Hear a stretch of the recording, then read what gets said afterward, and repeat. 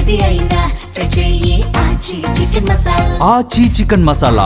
Registration శాఖలో document రైటర్ల ప్రమేయాన్ని తగ్గించి కొనుగోలుదారుడే ప్రక్రియను పూర్తి చేసుకునేలా సర్కార్ వన్ టైం పాస్వర్డ్ విధానాన్ని అమల్లోకి తెచ్చింది. సబ్ రిజిస్టర్ కార్యాలయాల్లో కొత్త విధానంపై అవగాహన కల్పిస్తూ సలహాలిచ్చేలా ప్రత్యేక కౌంటర్లు ఏర్పాటు చేయాల్సి ఉన్నా అమలుకు నోచుకోవట్లేదు. దీంతో కొనుగోలుదారులకు వచ్చిన ఓటీపీని దస్తావేజు లేఖరులకు చెప్పి వారి ద్వారానే రిజిస్ట్రేషన్ చేయించుకోవాల్సిన దుస్థితి నెలకొంది. రిజిస్ట్రేషన్ కార్యాలయాల వద్ద జరుగుతున్న అవినీతిని అరికట్టేందుకు సర్కార్ ఓ అడుగు ముందుకేసింది. కానీ ఆచరణలో లోపాలతో వినియోగదారులకు తిప్పలు తప్పట్లేదు.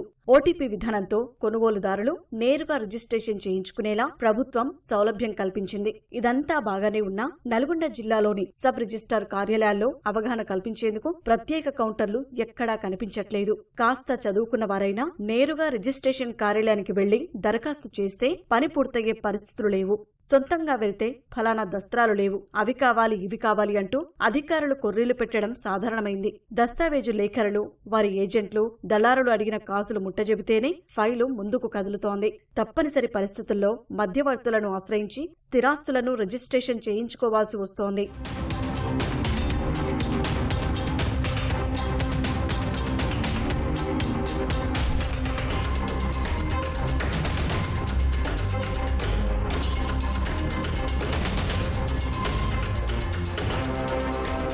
రిజిస్ట్రేషన్ కోసం ముందుగా ఆన్లైన్లో స్లాట్ బుకింగ్ చేసుకోవాలి.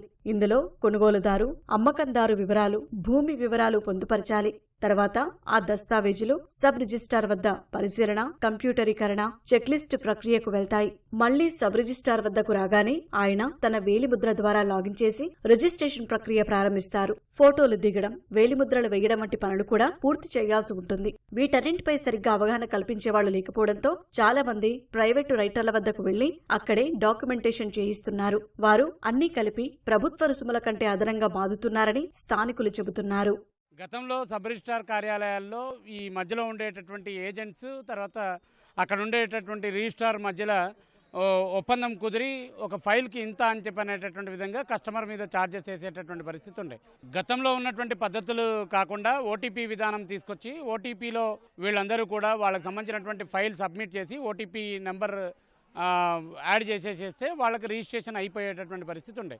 ఇప్పుడున్నటువంటి ప్రజలందరికీ కూడా ఈ టెక్నాలజీకి సంబంధించినటువంటి దాని మీద అవగాహన లేకపోవడంతో మళ్ళీ మీడియేటర్ని సంప్రదించేటటువంటి పరిస్థితి వస్తూ ఉంది. దాంతో మళ్ళీ 3,000 నుంచి 5,000, 6,000 రూపాయలు మళ్ళీ ఏజెంట్స్ తీసుకునేటటువంటి పరిస్థితి వస్తూ ఉంది. అంటే అవినీతి రూపం మార్చుకుంది తప్ప, స్వరూపం మార్చుకుంది తప్ప అవినీతి మాత్రం ఆగినటువంటి పరిస్థితి ఏమీ లేదు. ఇటీవల రాష్ట్ర ప్రభుత్వం తీసుకువచ్చిన ఓటీపీ విధానంతో ఆన్లైన్లో దస్తావేజులను ఉపయోగించుకునేవారు చాలా తక్కువ మంది ఉన్నారు. చివరకు తమ దస్తావేజు సరిగా ఉండాలంటే ప్రైవేటు రైటర్ల వద్దకు వెళ్లాలని సబ్ రిజిస్ట్రార్ సిబ్బందే పంపిస్తున్నారని స్థానికులు చెబుతున్నారు.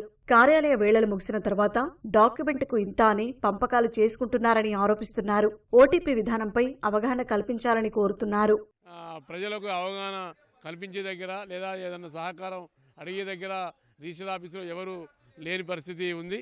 ఈ ప్రభుత్వం ఏదైనా ఒక దాన్ని కొత్త పద్ధతిలో తీసుకురావాలనుకున్నప్పుడు దానికి సంబంధించినటువంటి విధానాన్ని ప్రజలకందరికీ అవగాహన కల్పించే విధంగా చర్యలు తీసుకోవాలంటే బాగుంటుందని చెప్పేసి కోరుతా ఉన్నాం. రిజిస్ట్రేషన్ ఇతర సేవల కోసం లేఖరులు, ఏజెంట్లు, దళారులను సంప్రదించాల్సిన అవసరం లేదని Nalgonda incharge sub registrar Venkatareddy తెలిపారు. కార్యాలయానికి వచ్చి సందేహాలు అడిగితే పూర్తి సమాచారం అందించేలా సిబ్బంది అందుబాటులో ఉన్నారని అంటున్నారు.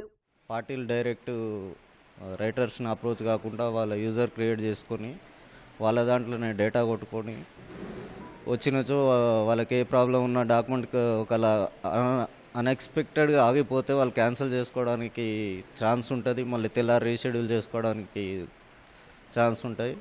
ఈ ప్రస్తుతానికైతే చాలా వరకు పార్టీల ఐడీలని క్రియేట్ చేసుకొని వాళ్ళు చేయడం జరుగుతున్నది.